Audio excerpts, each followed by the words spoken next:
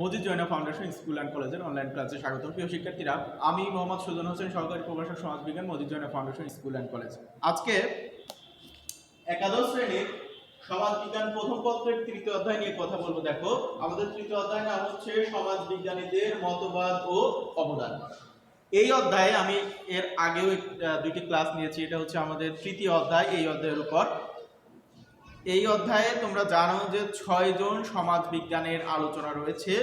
আমি এই অধ্যায় শুরুর প্রথমের দিকে বলেছিলাম যে তোমাদের সমাজবিজ্ঞান প্রথম পত্র বইয়ের কয়েকটা অধ্যায় মানে খুবই গুরুত্বপূর্ণ, এবং যদি একটা অধ্যায় আমি ধরে নেই যে সমাজবিজ্ঞানের জন্য একটা অধ্যায় পড়লে তুমি সমাজবিজ্ঞানী সম্পর্কে বা সমাজবিজ্ঞান বিষয় সম্পর্কে কিছুটা জানতে পারবা, ওই অধ্যায় একটা যদি অধ্যায়কে স্পেসিফিকলি বলি তাহলে সেটাই হচ্ছে এই তৃতীয় অধ্যায়। অর্থাৎ এই তৃতীয় অধ্যায়টা তুমি যদি ভালোভাবে পড়ো বা তৃতীয় অধ্যায়ে যে 6 জন সমাজবিজ্ঞানের আলোচনা রয়েছে সেগুলো যদি ভালোভাবে কমপ্লিট করো, তাহলে প্রথম পত্র বইয়ের অনেকটা আমি বলছিলাম যে প্রায় 60% তোমার জানার মধ্যে বা আয়ত্তের মধ্যে চলে আসবে। অর্থাৎ শুধুমাত্র তৃতীয় অধ্যায় তথা সমাজবিজ্ঞানীদের মতবাদ ও অবদান, এইখানে যে 6 জন সমাজবিজ্ঞানের আলোচনা রয়েছে, এই 6 জন সমাজবিজ্ঞানের আলোচনাটা যদি তুমি খুবই ভালোভাবে পড়ো তাহলে এই সমাজবিজ্ঞান প্রথম পত্রের প্রায় 60% বিষয় তোমার জানার মধ্যে চলে আসবে।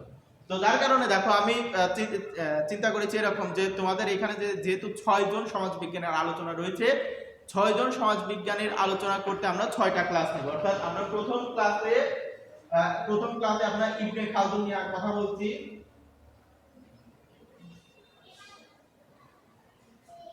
এরপরে দ্বিতীয় নম্বর ক্লাসে আমরা কথা বলেছি হচ্ছে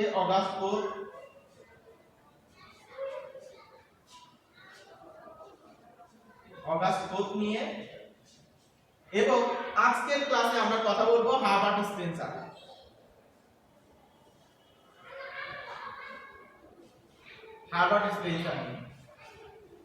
অর্থাৎ আমাদের ইবনে খালদুন সম্পর্কে আলোচনা করা কিছুটা শেষ, এরপরে অগাস্ট কোট সম্পর্কেও কিছুটা আলোচনা শেষ করেছি আমরা।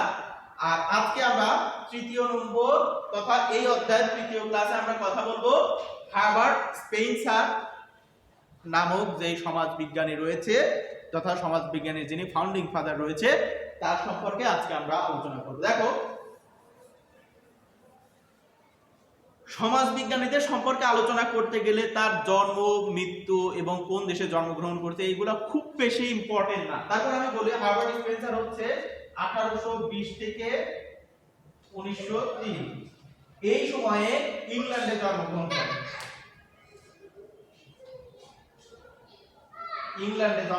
দেখো, অর্থাৎ হার্বার্ট স্পেন্সার ইনি 1820 সালে জন্মগ্রহণ করেন এবং 1903 সালে মারা যান। তিনি হচ্ছে মূলত ইংল্যান্ডে জন্মগ্রহণ করেন। তোমরা একটু মনে রাখবা যে 6 জন সমাজবিজ্ঞানীর কার জন্ম কোন দেশে। যেমন আমি এর আগে বলেছিলাম যে ইবনে খালদুন হচ্ছে তিউনিসিয়া, এরপরে অগাস্ট কোট হচ্ছে ফ্রান্স, এরপরে হার্বার্ট স্পেন্সার হচ্ছে ইংল্যান্ড, এরপরে হার্বার্ট স্পেন্সার পরে এমিল ডুর্কহেম হচ্ছে ফ্রান্স, এরপরে কার্ল মার্কস হচ্ছে জার্মান, ম্যাক্স ওয়েবার হচ্ছে জার্মান। এটা মনে রাখবা, এটা হচ্ছে তিউনিসিয়া।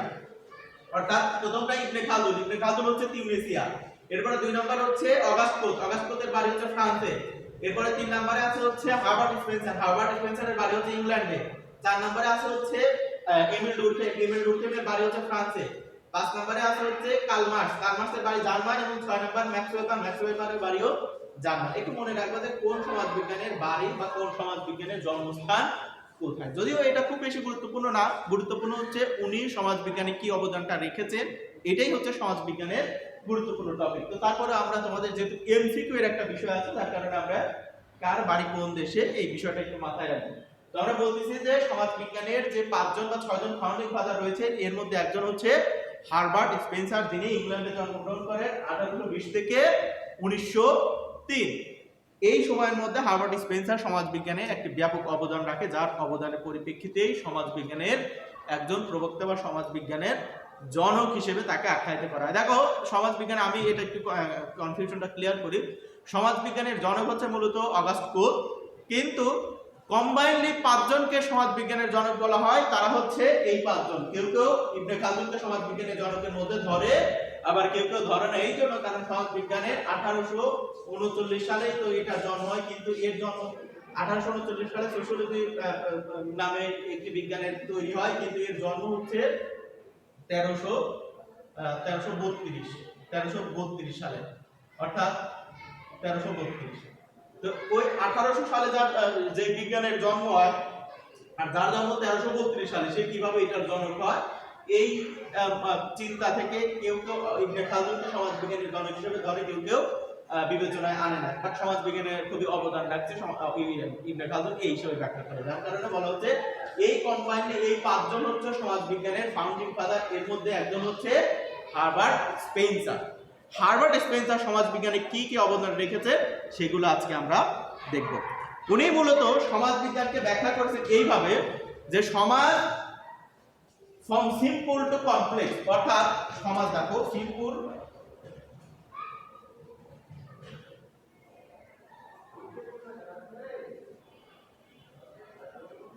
উনি বলছেন যে সমাজের গতি হচ্ছে এরকম যে সহজ অবস্থা থেকে জটিল অবস্থার দিকে যায়, অর্থাৎ উনি বলছেন সমাজ ফ্রম সিম্পল টু কমপ্লেক্স। এখানে আমি যদি ফ্রম এইভাবে লিখি ফ্রম সিম্পল টু কমপ্লেক্স, অর্থাৎ সমাজের গতি হচ্ছে সহজ অবস্থা থেকে জটিল অবস্থার দিকে যায়। জটিল অবস্থার দিকে কিভাবে যায় সহজ অবস্থা থেকে, উনি এইভাবে ব্যাখ্যা করেছেন যে তুমি একটা ডিমকে চিন্তা করো, ডিম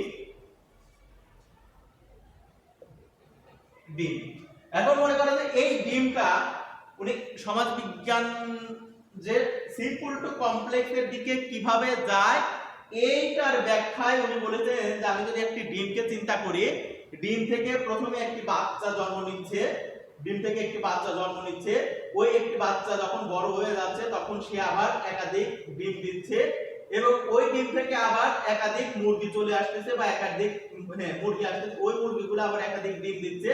এইভাবে করতে করতে দেখো, অর্থাৎ একটা ডিম থেকে একটা বাচ্চা আসলো, সেই বাচ্চা থেকে আবার একাধিক ডিম বা একাধিক ডিম আসলো, সেই ডিম থেকে একাধিক বাচ্চা আসলো, এইভাবে একটা অবস্থা থেকে দেখো ক্রমে ক্রমে কিন্তু বহু একটা কমপ্লেক্সিটির মধ্যে চলে যাচ্ছে, অর্থাৎ একটি সহজ অবস্থা থেকে কিন্তু একটি জটিল অবস্থার দিকে পরিচালিত হচ্ছে সমাজ। যার কারণে বলছেন সমাজ হচ্ছে সহজ অবস্থা থেকে জটিল অবস্থার দিকে যায়। সহজ অবস্থা কেমন ছিল উনি বলছেন যে সমাজ ব্যবস্থার প্রথমের যুগ বা আদিম যুগকে আমরা যদি চিন্তা করি, আদিম যুগটা যেভাবে সিম্পল ছিল, অর্থাৎ তাদের আবাসন ছিল না, তাদের খাদ্যের নিশ্চয়তা ছিল না, তাদের ঘর বাড়ি ছিল না, তাদের জায়গা জমি ওইভাবে ছিল না, অর্থাৎ কিছু ছিল না, তাদের প্রধান নিড ছিল হচ্ছে খাবার, অর্থাৎ তারা খাবারের জন্য সবকিছু সংগ্রাম করতো। কিন্তু সেই অবস্থাকে উনি বলছেন সিম্পল অবস্থা। দিনে দিনে সমাজ ব্যবস্থা, রাষ্ট্র ব্যবস্থা, অর্থনৈতিক সহ মানুষের চিন্তাধারার উন্নয়নের ফলশ্রুতিতে উনি বলছেন যে ওই আদিম সমাজ সহজ অবস্থা থেকে দিনে দিনে এই যে একটা কমপ্লেক্স সোসাইটি বা কমপ্লেক্সিটি মানুষের মধ্যে তৈরি হচ্ছে, এইটাই হচ্ছে সমাজের গতি। অর্থাৎ উনি বলছেন সমাজ সবসময় সহজ অবস্থা থেকে জটিল অবস্থার দিকে পরিচালিত হয়। যার কারণে এটা উদাহরণ হিসেবে উনি বলছেন যে প্রথম সমাজটা ছিল হচ্ছে কি যুদ্ধভিত্তিক সমাজ, অর্থাৎ মিলিটারিস্টিক সোসাইটি। আচ্ছা,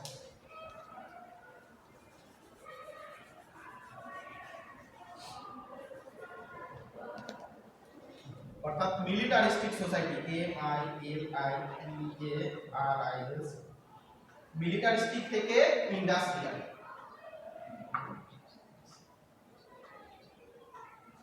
অর্থাৎ প্রথমটা ছিল হচ্ছে যুদ্ধভিত্তিক সমাজ, যুদ্ধভিত্তিক থেকে শিল্পভিত্তিক। দেখো উনি বলছেন যে এই যুদ্ধভিত্তিক এই সমাজটা ছিল হচ্ছে সহজ অবস্থা, সহজ, এবং বর্তমানে হচ্ছে ইন্ডাস্ট্রিয়াল সোসাইটি বা শিল্পভিত্তিক সমাজ, এটা হচ্ছে জটিল। জিনিসটা মনে রাখবা যে হার্বার্ট স্পেন্সার সমাজকে ব্যাখ্যা করেছেন যে সমাজের গতি হচ্ছে সহজ অবস্থা থেকে জটিল অবস্থার দিকে যায়। সহজ অবস্থা বা এই গতি বা এই হচ্ছে তার যে ট্রানজাকশনের উনি উদাহরণ দিয়েছেন একটি ডিম বা একটি মুরগির সাথে। আবার উনি বলছেন যে আগের সমাজ ছিল হচ্ছে মিলিটারিস্টিক সোসাইটি বা যুদ্ধভিত্তিক সমাজ, এই যুদ্ধভিত্তিক সমাজ দিনে দিনে শিল্পভিত্তিক সমাজের দিকে চলে যাচ্ছে। অর্থাৎ যুদ্ধভিত্তিক সমাজকে যদি আমরা সিম্পল হিসেবে বা সহজ বা সরল সমাজ চিন্তা করি, আর বর্তমান হচ্ছে জটিল সমাজ বা জটিল বা কমপ্লেক্সিটি সোসাইটি হচ্ছে, কমপ্লেক্স সোসাইটি হচ্ছে বর্তমান ইন্ডাস্ট্রিয়াল সোসাইটি। এটা হচ্ছে হার্বার্ট স্পেন্সারের সমাজ গবেষণার প্রাথমিক স্তর। এরপর দেখো উনি সমাজ গবেষণার সমাজকে বিভিন্ন পদ্ধতির মাধ্যমে গবেষণা করতে বলেছেন বা বিভিন্ন সমাজ গবেষণায় বিভিন্ন পদ্ধতির ব্যবহার করেছেন। দেখো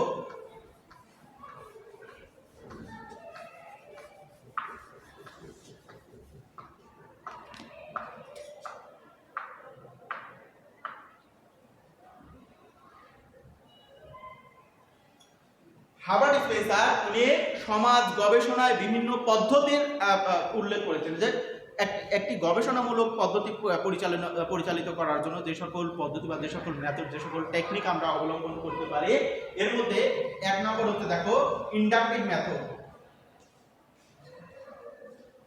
ইন্ডাকটিভ মেথড, ইন্ডাকটিভ মেথড। দুই নম্বর হচ্ছে ডিডাকটিভ মেথড, ডিডাকটিভ মেথড। তিন নম্বর হচ্ছে হিস্টোরিক্যাল মেথড। চার নম্বর হচ্ছে কম্পারেটিভ মেথড। কম্পারেটিভ মেথড এবং 5 নম্বর হচ্ছে 5 নম্বর কি কনপয়েন্টমেন্ট।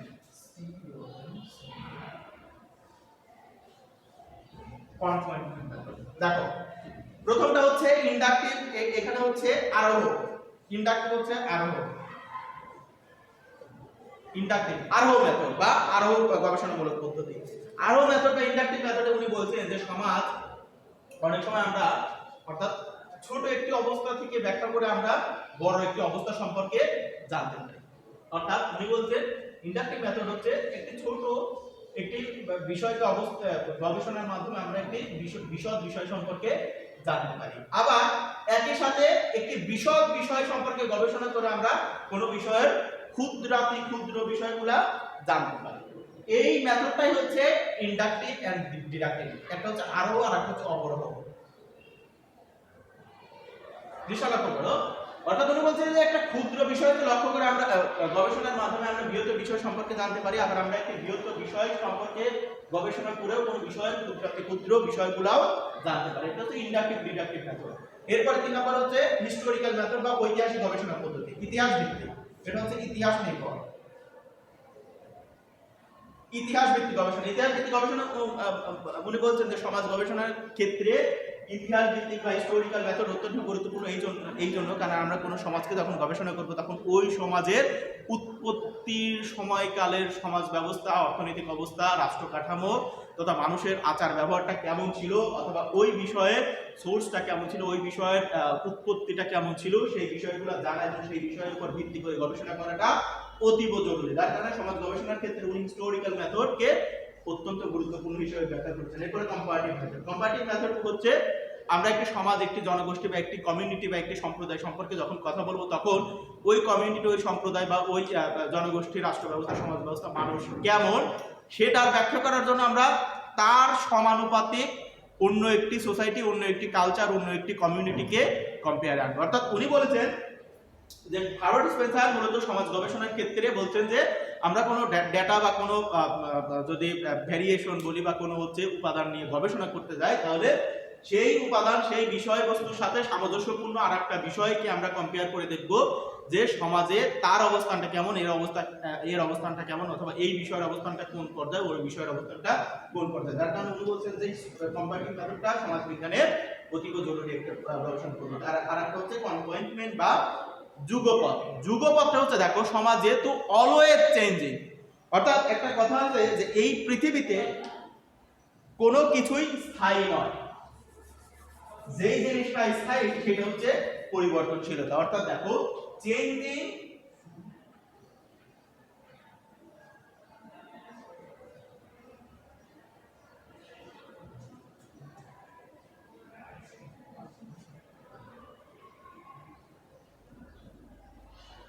দেখো চেঞ্জিং ইজ পার্মানেন্ট, এটা হচ্ছে থেলিসের কথা,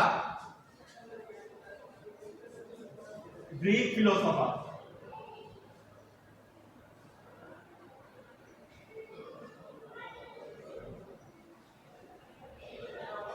অর্থাৎ থেলিস হচ্ছে গ্রিক দার্শনিক, গ্রিক দার্শনিকের একটা কথা আছে এরকম যে চেঞ্জিং ইজ পার্মানেন্ট, অর্থাৎ পৃথিবীতে কোনো কিছুই স্থায়ী নয়, যেই জিনিসটা স্থায়ী সেটা হচ্ছে চেঞ্জিং।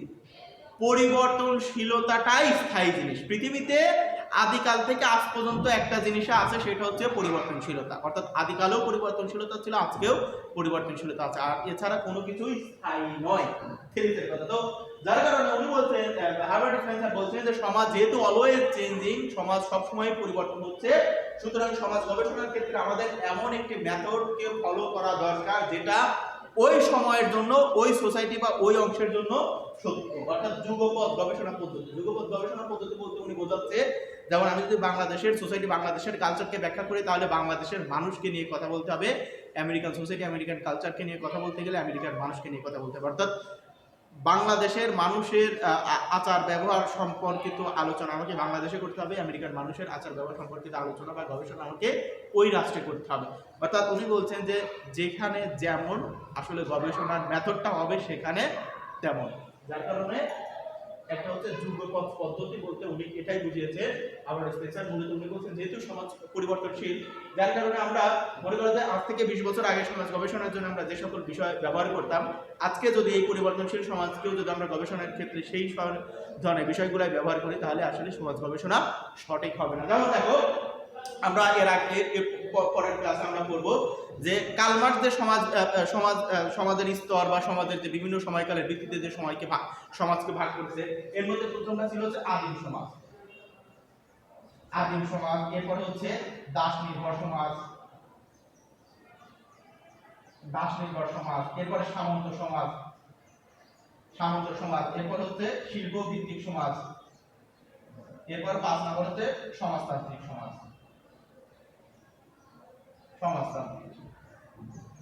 এখন উনি বলছেন যে এই আদিম সমাজের গবেষণার পদ্ধতি যেমন হবে, আলটিমেটলি এই শিল্প সমাজের গবেষণার পদ্ধতি তেমন হবে না। যার কারণে আদিম সমাজে যে গবেষণা করতে যে ধরনের ইনস্ট্রুমেন্ট লাগতো, এই সমাজে তার থেকে ভিন্ন ধাঁচের ইনস্ট্রুমেন্ট লাগবে। যার কারণে হার্বার্ট স্পেন্সার সমাজ গবেষণার ক্ষেত্রে একটি পদ্ধতিকে অবলম্বন করতেন, সেটা হচ্ছে কনপয়েন্টমেন্ট মেথড বা কনপয়েন্টমেন্ট ভ্যারাইটিস বা যুগপৎ গবেষণা পদ্ধতি, যেটা হচ্ছে সময় যেটা ডিমান্ড করে সেই ধরনের গবেষণা পদ্ধতিই মূলত সমাজ বিজ্ঞানের করতে হবে।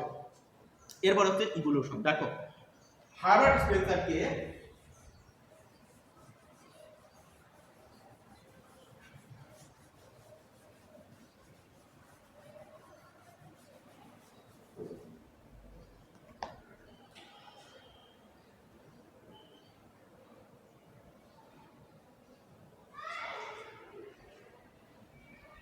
সোশ্যাল ডারউইনিজম বলা হয় হার্বার্ট স্পেন্সারকে। অর্থাৎ আমরা ডারউইনের নাম জানি, একজন গ্রিক উদ্ভিদ বিজ্ঞানী ডারউইন। উনি বলেছেন, ওনার গবেষণার পদ্ধতি বা ওনার গবেষণা সম্পর্কে আমরা কম বেশি জানি। হার্বার্ট স্পেন্সারকে মূলত বলা হয় সোশ্যাল ডারউইনিজম বা সোশ্যাল ডারউইন। অর্থাৎ ডারউইনের যে আলোচনাটা উনি তার উদ্ভিদ বিজ্ঞানে করেছে, হার্বার্ট স্পেন্সার সেই আলোচনাটাই মূলত সোশিওলজিতে করেছেন। যার কারণে হার্বার্ট স্পেন্সারের এই আলোচনার জন্য দেখো তাকে বলা হচ্ছে সোশ্যাল ডারউইনিজম। সোশ্যাল ডারউইনিজম কথাটার অর্থ দ্বারা উনি বোঝাচ্ছে যে সমাজ ধীরে ধীরে যে বিবর্তনের দিকে চলে যাচ্ছে, সেই বিবর্তনটাই হচ্ছে মূলত উনি বলছেন সোশ্যাল ডারউইনিজম। দেখো, এখানে তোমাদের একটি টপিক রয়েছে ইভলিউশন।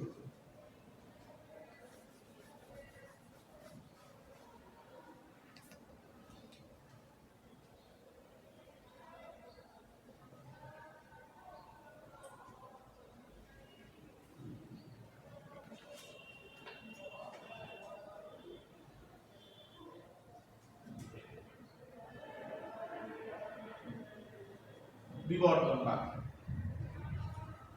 দেখো, এই বিবর্তনবাদের আলোচনাটা আমরা তো জানি যে বিবর্তনবাদের জনক হচ্ছে ডারউইন। বিবর্তনবাদের জনকই হচ্ছে ডারউইন। হার্বার্ট স্পেন্সার সমাজে এই বিবর্তনবাদের আলোচনা নিয়ে এসেছেন, যার কারণে তাকে বলা হয় সোশ্যাল ডারউইনিজম। এবং দেখো, এই বিবর্তনবাদটা কি উনি বলেছেন যে আচ্ছা, এটা হচ্ছে বিবর্তন মানেও পরিবর্তন আর চেঞ্জ। দেখো, এটা হচ্ছে বিবর্তন আর একটা হচ্ছে পরিবর্তন। আচ্ছা,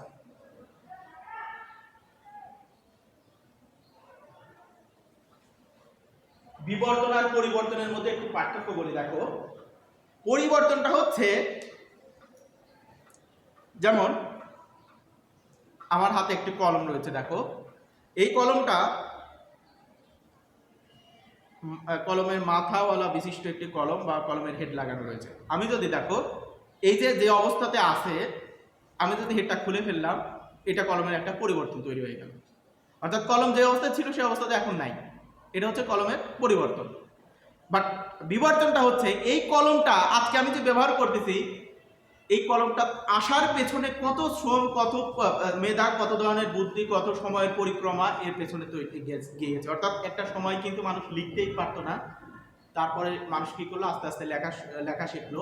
এবং লেখার জন্য তারা যে প্রথম কলম ব্যবহার করতো বিষয়টা এরকম না, তারা বিভিন্ন পাথর বা বিভিন্ন জায়গাতে খোদাই করে লিখতো বা এরকম ইয়া করে লিখতো। এরপরে আসলো কি, এরপর আসলো যে দোয়াত। এরপরে দেখো যে দোয়াতের পরে সর্বশেষ হচ্ছে কলম। আমি বলতে চাচ্ছি এই যে কলম আজকে আমি যে লিখতেছি, এই কলমটা যে ওই যে শুরু থেকে লেখার জন্য যেই সময়, যেই পরিশ্রম, যেই চিন্তা, যেই গবেষণা, যেই প্রসেস চলে এসেছে, এইটাই হচ্ছে কলমের বিবর্তন। আর এই যে আমি হেডটা খুলে ফেললাম, এটা হচ্ছে পরিবর্তন। অর্থাৎ পরিবর্তনটা খুবই দ্রুত গতিতে সম্পূর্ণ হয়, আর ধীর গতি সম্পূর্ণ পরিবর্তনটাই বিবর্তন। পরিবর্তন আর বিবর্তনের মধ্যে পার্থক্যটা হচ্ছে এরকম যে পরিবর্তন যেটা, সেটা খুব দ্রুত পরিবর্তন চেঞ্জ হইতে পারে, বাট বিবর্তনটা হচ্ছে অত্যন্ত ধীর গতি সম্পূর্ণ, যেটা আমরা অবজার্ভ করে বা দেখতে পারি না। এই ধরনের বিবর্তন, এই ধরনের পরিবর্তনটাই হচ্ছে মূলত বিবর্তন। আর উনি বলছেন যে সমাজে বিবর্তন কিভাবে হচ্ছে, সমাজে বিবর্তন হচ্ছে ওই যে উনি কিছুক্ষণ আগেই বললাম যে সমাজ সহজ অবস্থা থেকে জটিল অবস্থার দিকে যাচ্ছে। এই যে দিনে দিনে দিনে দিনে আস্তে আস্তে সমাজের যে পরিবর্তন, এই পরিবর্তনটাকেই উনি বলছেন কি ইভলিউশনিজম বা evolution.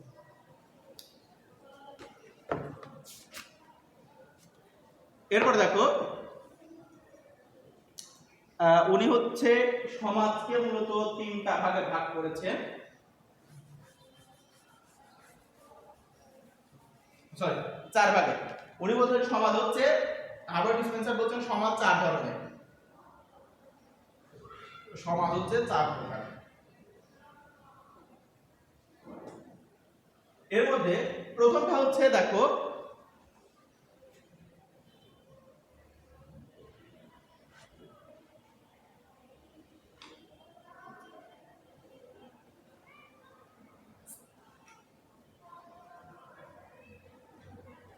Simple society,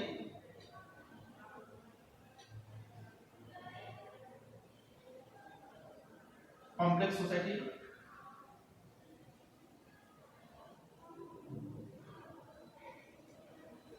double complex society, triple complex society. Triple complex জিনিসটা লক্ষ্য করো। উনি বলছেন যে সমাজ হচ্ছে চার ধরনের। একটা হচ্ছে, প্রথমটা হচ্ছে সিম্পল সোসাইটি বা সরল সমাজ, সরল সমাজ। এরপরে সমাজের পরিবর্তনশীলতার ফলে সেটা হচ্ছে কমপ্লেক্স সোসাইটি বা জটিল সমাজ। এরপরে দেখো ডাবল কমপ্লেক্স এবং ট্রিপল কমপ্লেক্স। উনি মূলত সমাজ বলতে যেটা বোঝাচ্ছে বা সমাজের প্রকারভেদ বলতে যেটা বোঝাচ্ছেন, প্রথমে আমি যেটা বলছি যে সমাজ দেখো প্রথমে সহজ অবস্থা থেকে ধীরে ধীরে কিন্তু জটিল অবস্থার দিকে এবং অতীব জটিল অবস্থার দিকে সমাজ ধাবিত হচ্ছে। যার কারণে উনি প্রথমে বলছেন simple society, complex society, double complex এবং ট্রিপল কমপ্লেক্স। এই চার ধরনের ক্যাটাগরি উনি সমাজের মধ্যে বিদ্যমান রয়েছে বলে মত প্রকাশ করেছেন হার্বার্ট স্পেন্সার। এরপর দেখো হার্বার্ট স্পেন্সারের সবথেকে গুরুত্বপূর্ণ আলোচনাটা হচ্ছে উনি সমাজকে জীবদের সাথে তুলনা করেছেন। অর্থাৎ এই যে সমাজকে উনি বলছেন যে সিম্পল টু কমপ্লেক্স,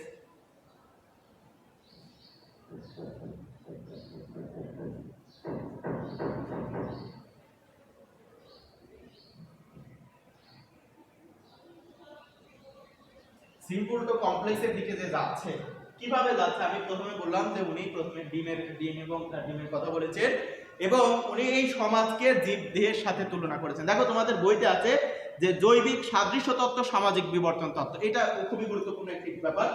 এটা হচ্ছে ওনার সামাজিক বিবর্তন তত্ত্বের আলোচনা বিষয়, সামাজিক বিবর্তন তত্ত্ব।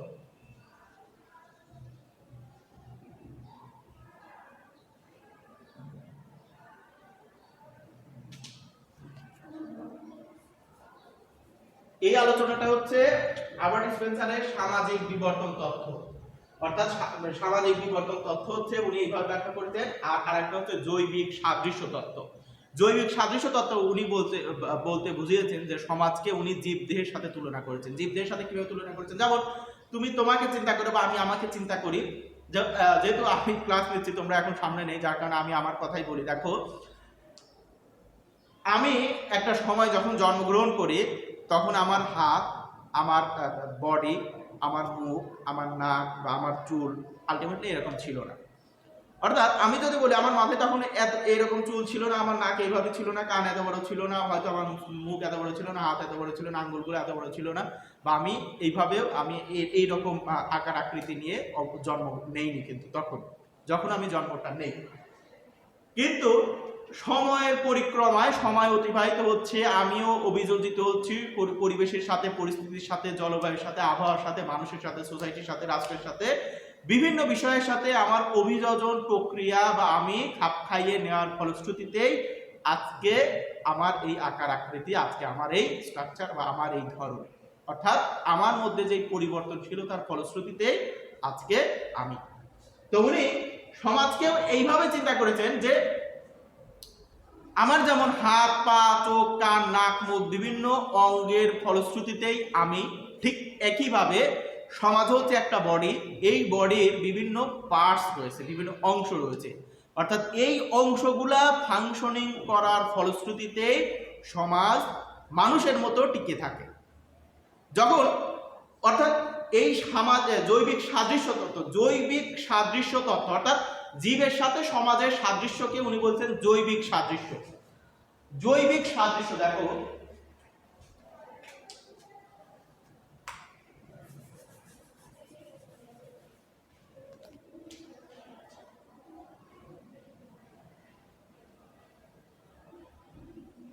জৈবিক সাদৃশ্য, জৈবিক মানে জীব, জীবের সাথে সাদৃশ্য কার, সমাজের, জীবের সাথে সমাজের যে সাদৃশ্য এটাকেই উনি বলেছেন জৈবিক সাদৃশ্য। জীবের সাথে সমাজের কিভাবে সাদৃশ্য হয়, যেমন দেখো উনি সাদৃশ্য এবং বৈসাদৃশ্য দুটাই ব্যাখ্যা করেছেন।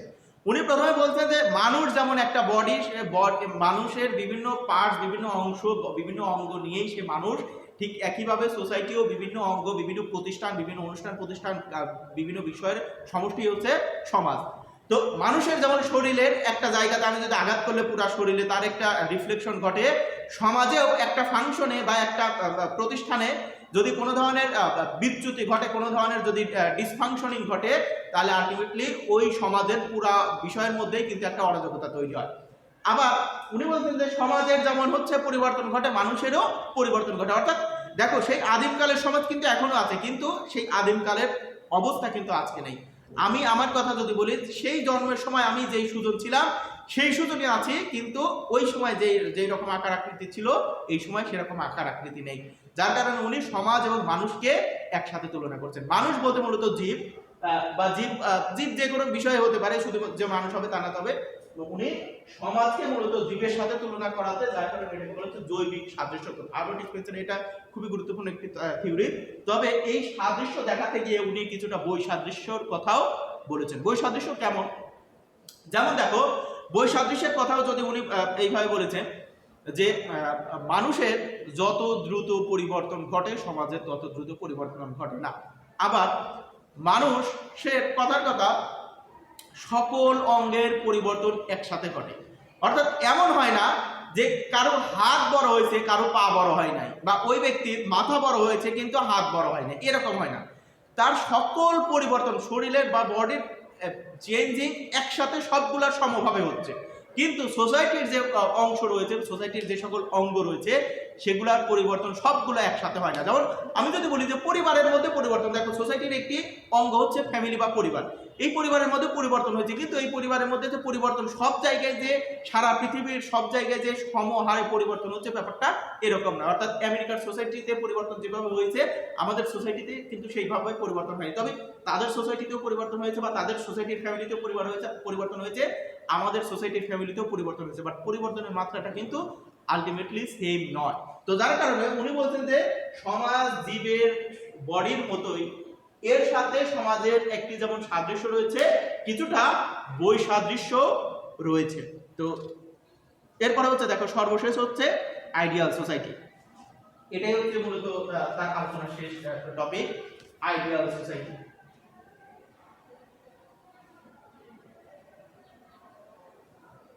আইডিয়াল সোসাইটি বা আদর্শ সমাজ। আদর্শ সমাজ বলতে উনি এমন এক সমাজকে বুঝিয়েছেন যে সমাজে ব্যক্তির সকল ধরনের সক্ষমতা প্রকাশের জায়গা বা মাধ্যম থাকবে। অর্থাৎ উনি আদর্শ সমাজ বলতে কোনো নির্দিষ্ট সমাজ বা কোনো নির্দিষ্ট রাষ্ট্রকে বুঝান নাই, উনি বরঞ্চ রাষ্ট্র ব্যবস্থারই বিরোধী। অর্থাৎ উনি এটা বলেছেন যে মানুষ মানেই তো একটা সমাজ, তো সেই ক্ষেত্রে এরকম কেন থাকবে যে বাংলাদেশের এরিয়া এটা হচ্ছে বাঙালি মানুষ বা বাঙালি সোসাইটি, ইউরোপের এরিয়া ইউরোপ সোসাইটি, এটা না। অর্থাৎ আমি মানুষ হিসেবে যদি আমার সক্ষমতা থাকে আমি অন্য সোসাইটিকে প্রভাবিত করব, অন্য সোসাইটির মানুষ সক্ষম থাকলে আমার সোসাইটিকে প্রভাবিত করবো। অর্থাৎ উনি বোঝাচ্ছেন যে সমাজই বড় কথা, রাষ্ট্র বড় কথা না। অর্থাৎ রাষ্ট্রের যে এরিয়া, রাষ্ট্রের যে নির্দিষ্ট বিধিবিধান কাঠামোবদ্ধ বিষয়গুলো থাকবে, ব্যাপারটা এরকম না। অর্থাৎ সমাজ হবে সীমাহীন, সেই সীমাহীন সমাজে মানুষের যা খুশি যা সে করতে পারে বা তার করার সক্ষমতা আছে অথবা তার যে সৃজনশীলতা আছে সবকিছু প্রমাণের বা প্রদর্শনের থাকবে, সুবিধা বা সুযোগ থাকবে ওই মানুষের এবং ওই সোসাইটির। এই রকম সোসাইটিকে উনি বলেছেন আদর্শ সমাজ। তো আদর্শ সমাজ বলতে উনি বারবার বলছি যে কোনো বাধা, কোনো বিপত্তি, কোনো নির্দিষ্ট নিয়ম কানুনের বেড়াজালে আবদ্ধ সমাজকে বোঝান নাই, বরং একটি উন্মুক্ত সমাজকে বুঝিয়েছেন যেখানে ব্যক্তি তার সকল ধরনের সৃজনশীলতা প্রকাশ করার সুযোগ বা প্রকাশ করার সক্ষমতা দেখাতে পারবে। তো তোমাদের বইতে মূলত হার্বার্ট স্পেন্সার সম্পর্কে এই ছিল হচ্ছে আলোচনা। আমি চেষ্টা করলাম প্রত্যেকটা টপিকের কিছু নির্যাস তোমাদের দেওয়া। তোমরা এই বিষয়গুলো যত দেখবা এবং যত পড়বা তত কিন্তু এই বিষয়গুলো ডিপলি জানবা। তো তোমাদের আজকের ক্লাসে তোমাদের সবাইকে স্বাগতম। আশা করি ক্লাসটা দেখবা এবং এই ক্লাসের রিলেটেড বিষয়গুলা খুব মনোযোগ দিয়ে পড়বে। সবাইকে শুভকামনা, ভালো থাকবে।